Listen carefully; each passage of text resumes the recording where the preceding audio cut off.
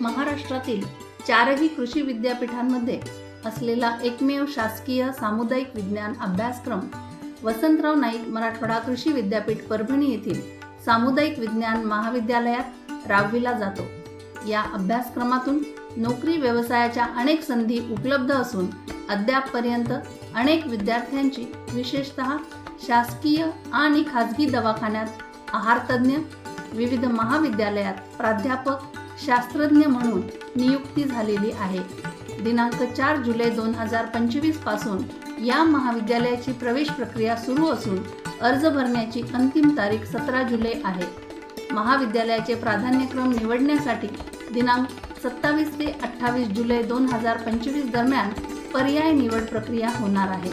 तरी विद्यार्थ्यांनी महाविद्यालयाचा 17128 हा कोड प्राधान्यक्रमात जरूर नमूद करावा।